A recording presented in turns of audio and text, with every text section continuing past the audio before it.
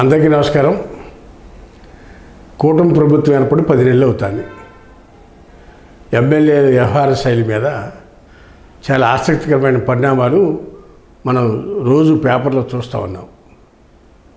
మరీ ముఖ్యంగా ఎమ్మెల్యేలు వాళ్ళ స్థాయిని మరిచి మేము ఎలక్షన్లో బోలెడు ఖర్చు పెట్టాం, కోట్లు ఖర్చు పెట్టాం, మళ్ళీ ఎలాగైనా మళ్ళీ 5 ఏళ్ళ నాటికి డబ్బులు ఉంది, ప్రజలు ఓట్లేరు కాబట్టి ఆ డబ్బునంతా కూడా సంపాదించాలి అనే ఉద్దేశంతో ఎమ్మెల్యేల తాలూకా మనుషులు వ్యవహరిస్తున్నారు ఇక్కడ నియోజకవర్గాల్లో. ఇటీవల కాలంలో ఈ వార్తలన్నీ కూడా అధికార పార్టీకి వ్యతిరేకమైన పేపర్లో రావట్లా, అధికార పార్టీకి అనుకూలంగా ఉండే మీడియాలోనే వస్తాయి. మరీ ముఖ్యంగా ఈనాడు, ఆంధ్రజ్యోతిలోనే ఇలాంటి వార్తల్ని ప్రసారం చేస్తూ ఉన్నారు.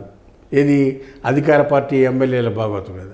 వాళ్ళు ఎలా ఉన్నారంటే కొన్ని నియోజకవర్గాల్లో కొంతమంది ఎమ్మెల్యేలు వ్యవహార శైలి మీద ఈనాడు, జ్యోతిలో వార్తలు వస్తూ ఉన్నాయి.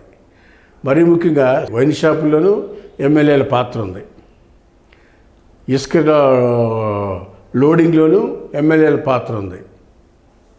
అంతేకాకుండా మున్సిపాలిటీలో స్పెషల్ ఆఫీసర్ల ద్వారా కూడా మున్సిపాలిటీల ద్వారా నెలకి ఎంతోమని చెప్పి ఎమ్మెల్యేలు పోయేస్తున్నారు. ఏది కమిషనర్లని వాళ్ళకి అనుకూలమైన మనుషులు నేర్పించుకుని మున్సిపల్ కమిషనర్ ద్వారా మళ్ళీ చేస్తున్నారు. నెలకింత అని ఫార్మాలిటీస్ ఇవ్వటం ఎమ్మెల్యేస్కి, ఇది లోకల్ మున్సిపల్ కమిషనర్స్. అలా కొంత నడుస్తుంది. కొంత అక్కడ లోకల్గా ఉండే ఇండస్ట్రీస్ కానీ లేకపోతే ఏదన్నా సంస్థలు, పెద్ద పెద్ద కాంట్రాక్ట్ సంస్థలు పనిచేస్తూ ఉంటే వాళ్ళ దగ్గర నుంచి చేస్తూ ఉన్నారు.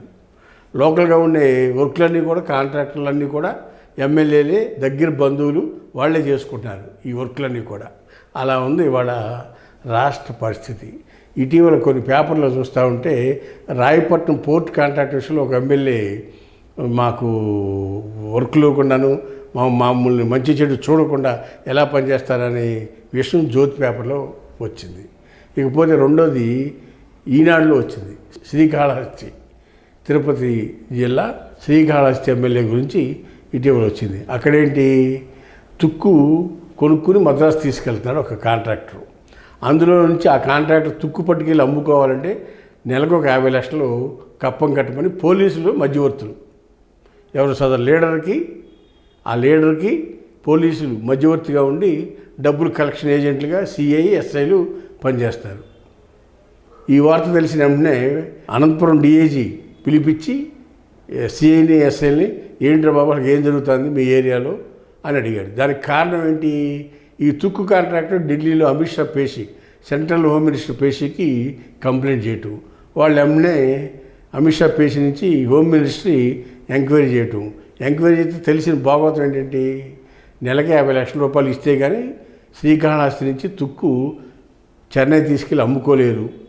అమ్ముకోవాలంటే మీరు మీ వ్యాపారం సవ్యంగా సాగాలంటే మాకు లంచం ఇస్తే కానీ మీ వ్యాపారం సరిగ్గా సాగదు. దానికి మధ్యవర్తులు ఎవరో పోలీస్ డిపార్ట్మెంట్ వాళ్ళు. ఇలా ఉంది ఆంధ్రప్రదేశ్ పరిస్థితి. ఇది కొన్ని వార్తలు వచ్చినాయి పేపర్లో, ఇది రాయపట్నం పోర్టు విషయం కానీ, ఈ శ్రీకాళహస్తి కానీ. మిగిలిన వార్తలు రాకపోయినా రాష్ట్రం మొత్తం అన్ని జిల్లాల్లో కూడా అదే పరిస్థితి. అందరు ఎమ్మెల్యేలు కూడా సుమారు 150% ఎమ్మెల్యేలు ఇదే దందాల్లో ఉన్నారు. పెట్టిన ఖర్చు ఎలా పోగు చేసుకోవాలి అని, మట్టి అమ్ముకునేవాడు మట్టి అమ్ముతున్నాడు, గ్రావెల్ అమ్మేవాడు గ్రావెల్ అమ్ముతున్నాడు, లిక్కర్ అమ్మేవాళ్ళు లిక్కర్లో మనుషులు పెట్టించుకుని షాపులు నడుపుతున్నారు. ఎవరు కాదన్నా, ఎన్ని కాదన్నా ఇది జరిగే పరిస్థితి. ఇకపోతే ముఖ్య నేతలు ఎలా ఉన్నారు, చంద్రబాబు నాయుడు గారు, పవన్ కళ్యాణ్, లోకేష్. ఈ రాష్ట్రం డ్యామేజ్ జరిగిపోయింది జగన్ పరిపాలనలో, వైసీపీ పరిపాలనలో. దాన్ని బాగు చేసి గాడిని పెట్టాలి అని వాళ్ళు ముగ్గురు ప్రయత్నాలు చేస్తున్నారు. కొత్త కంపెనీలు తేవాలని, లేదంటే కొత్త ఇండస్ట్రీస్ తేవాలని, ఎంప్లాయ్మెంట్ కల్పించాలని, స్కూల్లో విద్యా ప్రమాణాలు మెరుగుపరచాలని లోకేష్ గారు, స్కూల్ పిల్లలకు ఏ విధంగా డ్రెస్సులు ఉండాలి, స్కూల్ పిల్లలకు ఏ విధంగా చిక్కీల్లో ఆదాయం చేయాలని, లేకపోతే కోడిగుడ్లో ఆదాయం చేయాలని కొనుగోలు మీద లోకేష్ ఆలోచిస్తూ ఉన్నాడు. పవన్ కళ్యాణ్ గారు ఏమి ఆలోచిస్తున్నాడు, ఎన్ఆర్జీసీ పనుల్లో ఎక్కువ బిల్లులు పెట్టుకున్నారు, అవన్నిటి మీద ఎంక్వైరీ చేస్తూ ఉన్నాడు పవన్ కళ్యాణ్ గారు. ముఖ్యమంత్రి గారు ఏం చేస్తున్నాడు, రాష్ట్రానికి నిధులు తేవాలి, అమరావతి నిర్మించాలి, పోలవరం కంప్లీట్ చేయాలి, ఇండస్ట్రియలిస్టులందరినీ ఇన్వైట్ చేసి ఆంధ్రప్రదేశ్లో పరిశ్రమలు పెట్టించి వ్యాపారాలు పెట్టించి తద్వారా అనేక మంది వేల మందికి ఉపాధి 20 లక్షల ఉద్యోగాలు ఇస్తామని ఎలక్షన్లో హామీ ఇచ్చారు. అయినా నెరవేర్చాలని ఆయన తాపత్రయపడుతున్నారు. ఈ ముగ్గురు ఇలా ఉంటే ఎమ్మెల్యేల పరిస్థితి ఆ విధంగా ఉంది.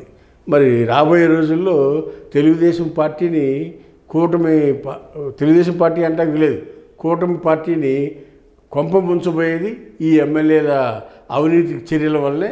రాబోయే రోజుల్లో ఈ కూటమి ప్రభుత్వానికి మచ్చ అంటే అవినీతి మరకలు అంటుకుని పార్టీ ఇబ్బందులు పడే పరిస్థితి వస్తుందనేది ఈ సందర్భంగా తెలియపరుస్తూ ఉన్నాం.